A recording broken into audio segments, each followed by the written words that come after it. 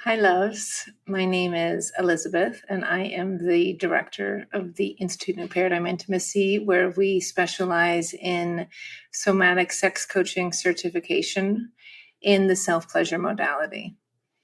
Today, I want to share with you a little bit around like a sneak peek inside of the self-pleasure modality, and I'm currently running a container of students who are seeking their certification in the self-pleasure modality. And we're at the very beginning. We're birthing our container open. And one of the pieces that is coming forth is this meeting of, does self-pleasure always include and involve genital touch? And I would like to share this video to describe some of my own stories and my own experiences with self-pleasure and how they have supported me, and to answer that question. So to begin with, the science behind the self-pleasure modality is using your own hands, your own intentional touch as a transformational tool, as a device to transform, because touch does heal, touch does refine the nervous system, touch does expand the sensate body, the ability for the sensate body to feel sensations in the body. And so it is through the precise act of using your own ability to touch yourself with intention that you activate the aliveness in the cells of your body. And as you begin to activate the aliveness in the cells of your body with repeated practice of intentional touch over time, just as you would practice and have a meditation practice, just as you would have a yoga practice, right? Just as you would adopt any sort of practice, as through repeated exposure and repeated practice, your cells begin to activate. And while you're activating a few cells, then the cells continue to activate and vibrate until your entire body, after a period of time, begins to vibrate with an aliveness. And it's in this aliveness that we find our eros, that we find our current, that we find our life force energy. And so that's a bit about the science behind of the self-pleasure modality. So when we ask the question of, are we using genital touch? Does the self-pleasure modality always involve genital touch? The answer is no, because what it does always involve is this transformative self-touch, this moving with the skin on skin, and this intentional touch. And so while using this intentional touch in the genitals can most certainly enhance the vibratory capacity and the vitality of the cells in the genitals, it is not reliant only upon those genitals. Your capacity to feel eros, and there's different kinds of eros, right? There is an eros that is very sexually charged, but eros, as we refer to it in the Institute of Paradigm Intimacy, is life force channeling through you. And so arousal is a form of eros. And while arousal can be found through genital touch, arousal can also be found through touching other parts of your body that you have never touched before. And so the invitation here is to explore, to touch the genitals, if that's the area where you desire touch, to touch them in a different way, to tune into what the body is saying and how the body is inviting you into relationship with touch and how it needs to be touched, how it needs to be held. And then also inviting the curiosity of, where am I resisting touching? Where do I not want to touch at all? And going there and feeling that resistance. Or where have I never touched? Perhaps it's in between the toes. Perhaps it's the backside of the legs.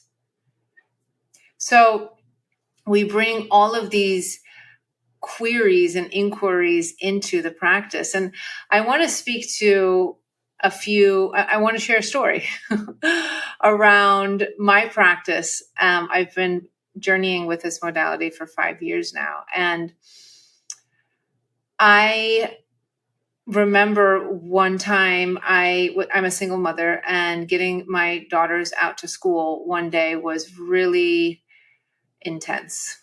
Anyone who's a mother knows that time crunch can be really stressful. And I remember I went out of my body. I popped out of my body, and I had just an intense reaction on my daughters, spilling out onto my daughters, spilling out onto the day. And it was such an intense reaction that it vibrated. It shook me. It really shook me to my core. And I didn't at that moment, because we had to go, I didn't at that moment have time to really feel the intensity of the sensations that were moving in my body, which was anger and rage. And so I, dropped my daughters off to school. I went through the day, and I remember trying to have conversations with other mothers about this. And, other mothers were, hearing me and validating me in my experience. And something still was missing. Like I needed more exploration on my own. And so when I had the space later on that day, I set up a practice. And I mentally brought myself and brought my body, my sensate body, back to that precise moment of that morning where I had that intense rage experience, so that I could feel what was moving through my body, so I could feel what my nervous system, where it went into fight and flight, so I could lean into that experience. So I brought myself back to that experience, and I moved in that experience. There was a tremendous amount of rage that came out, which was really beautiful to witness and to hold in such a sacred space for myself. There was tears. There was a tremendous amount of other pieces. But the biggest piece was that I was able to feel what I couldn't feel during that time. And that's where we bring in this capacity to heal in the self-pleasure modality. So the self-pleasure modality has healing properties, has healing offerings, as well as it has refining offerings to refine your body of where you have healed, and to refine what we call the instrument of your body. And so for this particular experience, it was very much an act of healing. My nervous system needed the time and it needed the space to feel into the intense sensations. And so this is just one example of how the self-pleasure modality can be used without specific genital touch. Because the other piece, there's many different pieces that create and make up the self-pleasure modality. And I have a very clear video that talks about the different components of the self-pleasure modality. One of the key components in the self-pleasure modality is the ability for it to support and to nourish the nervous system. And it provides the space for you to really intricately and intimately get to know your own nervous system and listen and validate your own internal sensate experiences that move through your nervous system as your truth, as your reality.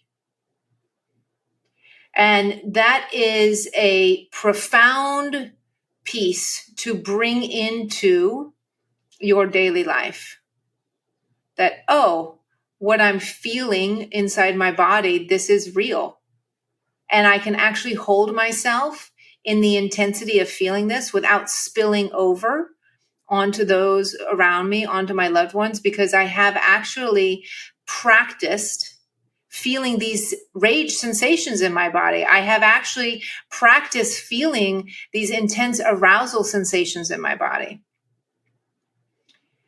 And so one of the reasons why we practice self-pleasure is, of course, it has the word self-pleasure, and it is, of course, to feel more pleasure. And most of us cannot feel the amount of pleasure that our bodies are actually capable of feeling because of the aliveness, the level of aliveness in our cells, which is what the transformative intentional touch does.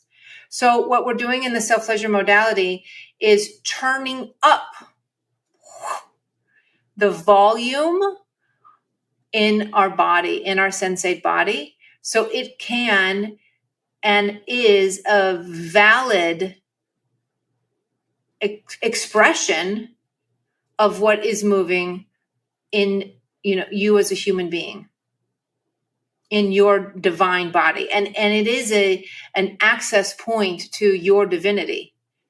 As we do have the mind, and the mind is a super important component of our human experience, the mind tends to dominate, and it has that quality of domination. And so what we're doing with the self-pleasure modality is turning up the ability to listen to that inner truth that's moving through your sensate body. So I hope that you found this video useful. I hope you found it informative. And as always, if you have any questions, I am available for questions through any of our socials and our website.